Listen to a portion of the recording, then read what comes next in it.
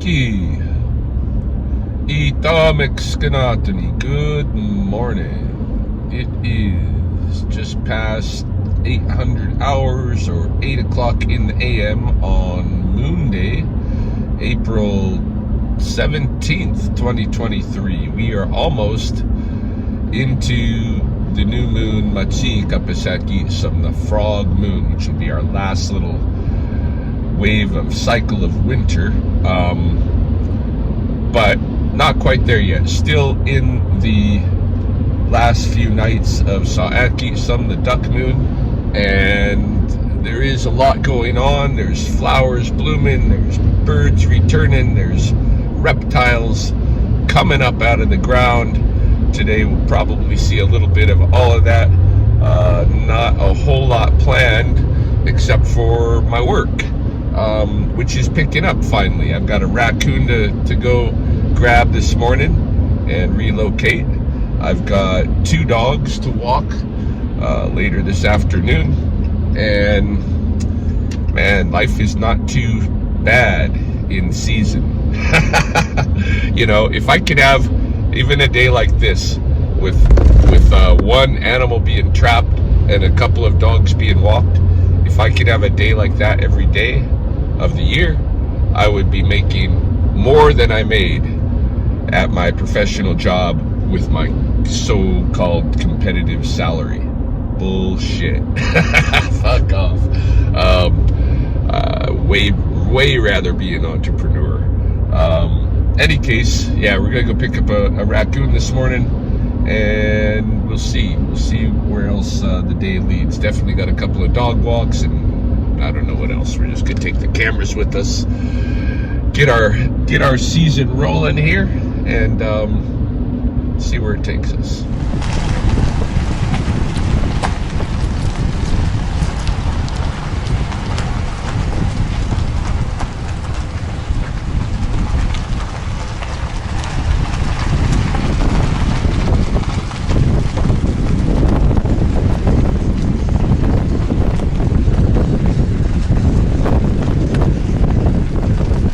Howdy there. How's it going?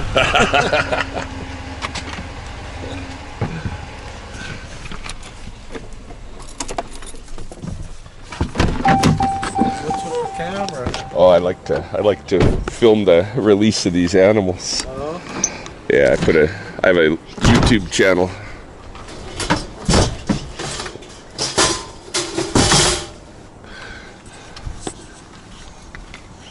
Ah, he's in there. Yeah, not surprised. Probably not a happy camper. Nope. Never are. Look. Ah, hey there. Oh, barky and mad, huh? Oh yeah, right, fierce.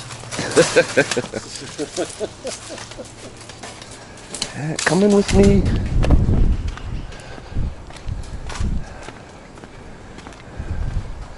Gonna be a West Side raccoon now.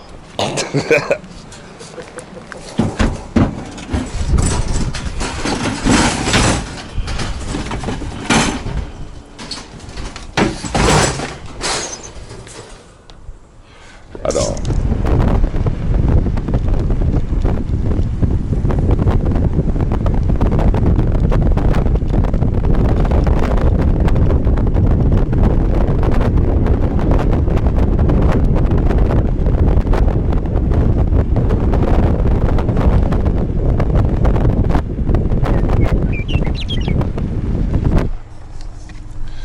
Yeah, I don't know why I never thought of it before, but I've never ever used my key here to access this service road / trail down into Cottonwood. It's a great place to do a release of small mammals, especially raccoons.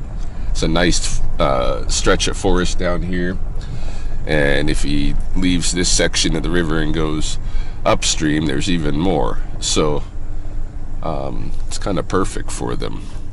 But yeah, I've never. They kind of re-graveled this, or kind of fixed it up as a service road a couple of years ago, because it was just like what's ahead of me, and there were lots of places where there were slides and stuff that had occurred, and it was impassable. But yeah, last couple of years ago, they kind of redid this section and made it really nice. And yeah, I should be using this more often.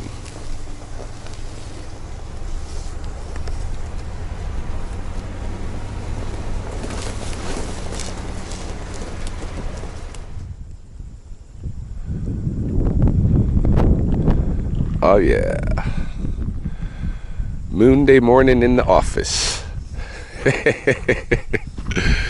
It doesn't get better than this, right? Let us see here. Mr. Raccoon, look at this beautiful forest I've brought you to.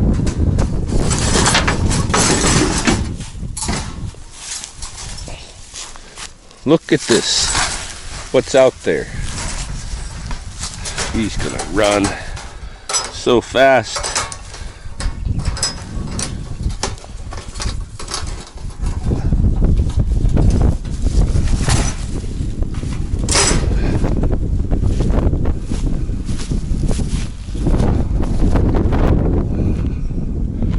Down the trail. Straight down the trail. Deer running away over there. Oh, cuts into the forest there. Beautiful. Yeah, man.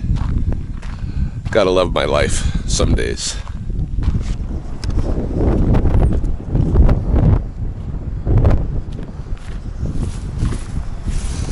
Just pulled in at Riverstone because my porcupine is back. Or actually, probably never left. The one that I caught here in the neighborhood does not seem to be the same one that is eating the pine trees along this strip.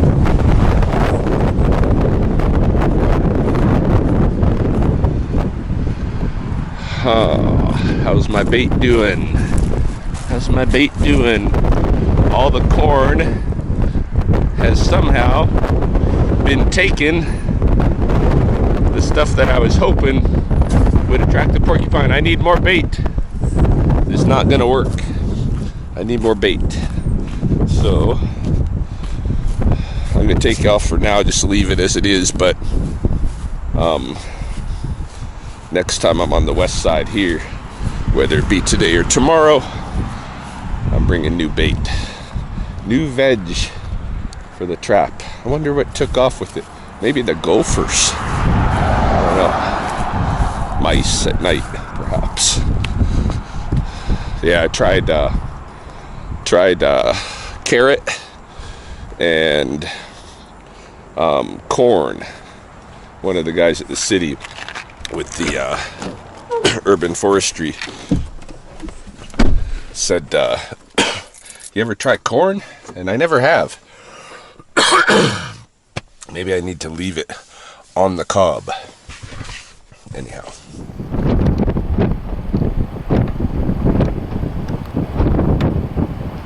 Very cool to see the Osprey couple of the west side has returned to their nest. They've been using this nest, gee, I don't know, 4 or 5 years now, out by the electrical substation. And they just fly to all the different storm ponds on the west side here and raid the fish. And it keeps them going. They have 100% fish diet, Osprey. And in Blackfoot, for I don't know what reason, but their name is Bachtixistikum, the mistaken thunder. Okay? Which is interesting because I have seen them represented. Like there's a backpack that I have that's I don't know if it's Osprey brand or Osprey model, but the way that they draw the Osprey is much like a Thunderbird. That's on my water pack that I carry. And it was, I don't know if that was what attracted me so much or what, but I find it interesting that they drew it like a thunderbird, and yet it is an osprey, and the Blackfoot name for osprey is mistaken thunder. Okay? Oh.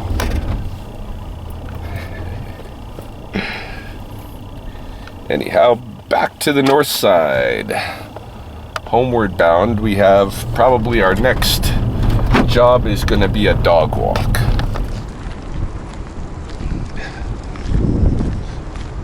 Almost forgot. Put a book on hold here at the Lethbridge Library. Or actually, what I had is the book was up in Pincher Creek, and I had to move it down here for me, and they got it on hold, so I got to pick it up, and I'll show you what I'm talking about.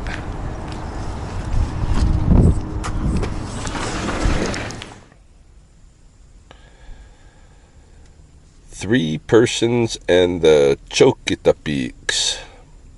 Jean LaRue, Blackfoot Geography of 1871.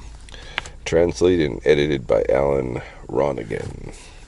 I actually was a reviewer of this book pre-publication, but Jean LaRue, who wrote the thing to begin with, 1871, is a very interesting character, a defrocked priest who I may even be related to. I've got LaRue Blackfoot ancestry as well as La France.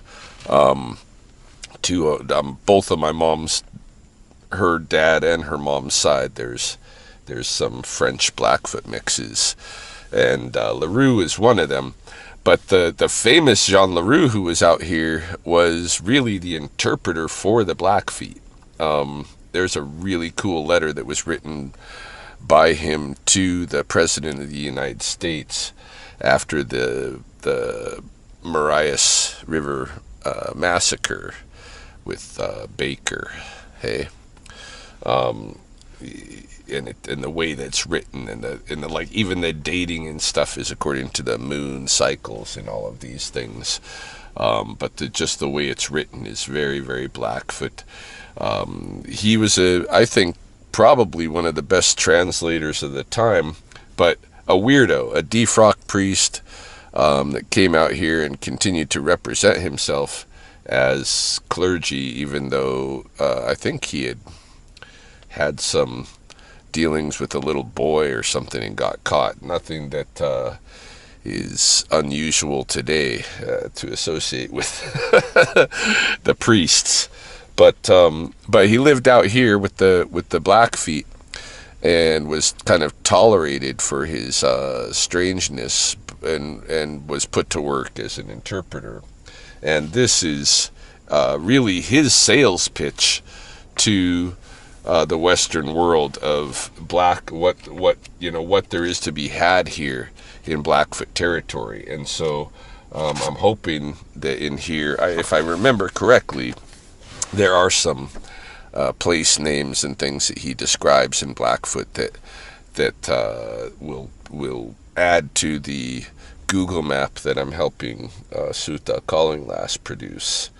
And so I've basically checked this out for work. But it's interesting anyway. Even the name, Three Persons and the Chokitapeaks. I know this is Blackfoot because Itapeaks is like describing people, hey, beings.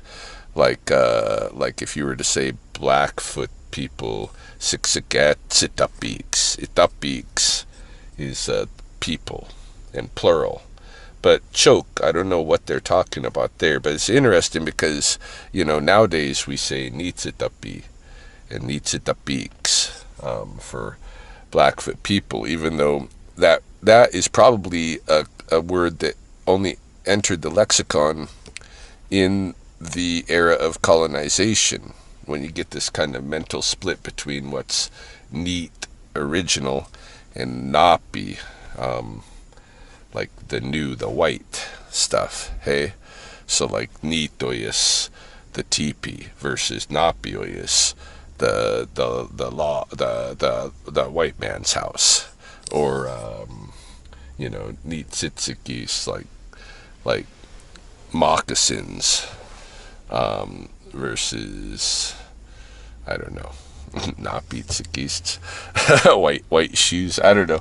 But anytime I hear the prefixes neat or napi, I think this is something that's come out of the colonial cut. I'm going to have to think about this word he's using here, chalkitapiks, and see if I can figure out what he's actually referring to. But yeah, I'm hoping to find some more place references in here that we can use in our mapping project. All right. Off to home quick, and then probably go walk a dog.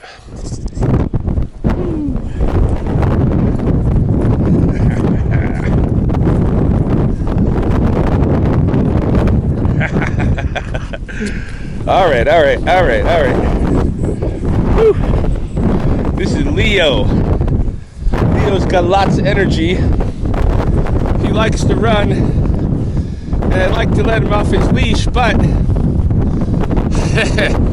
he's been misbehaving with his owners, even off leash, kind of running away from his one of his owners. So we ain't gonna do that. But we're taking a little walk. It's a windy day, but I can't complain. This ain't the bad life. Hey Leo, you don't mind. Windy, not windy. Just glad to get a little exercise, a little attention while his mama's away in Calgary. Yeah, if you're in Lethbridge and you're away for the day and your dog is home just suffering, wanting to pee, too many hours, give me a shout. For $20, I'll stop by, give your dog a little walk, a little attention, all the restroom break he needs.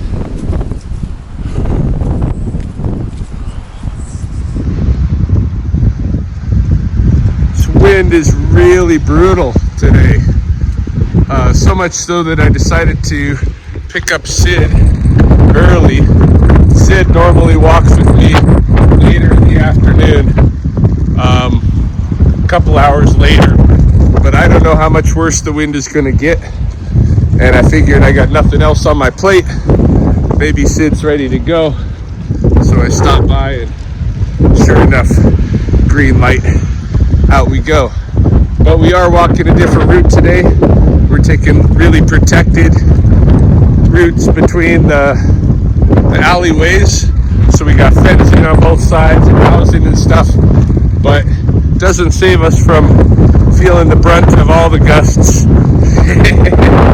It is a windy day. And that's just par for the course here in southern Alberta. I did find down another alleyway there, 2 gaming tables, an air hockey table and a foosball table that I plan to pick up once I drop off Sid. They look like they're in good condition. Looks like I didn't see the paddles or pucks or balls or anything like that. Probably have to buy that stuff, but the tables themselves look like they're in good condition. And that'd be fun stuff either to have at our place in the downstairs or at least in Curtis's. They're downstairs where they've been kind of building a gaming room. So yeah, I'm gonna pick them up and see how they are, whether they can be salvaged as is. Some repair. I think they're in good condition. We'll see. Anyhow, last dog walk of the day. Not sure what's going to come after this. Might get into a little bit into the Jean LaRue book. Do some work on the mapping project for an hour or two. Might just sit down and mess with some arts. Might just watch some YouTube, Netflix. I don't know. Take a nap. Once Sid is done, my big work for the day is a wrap.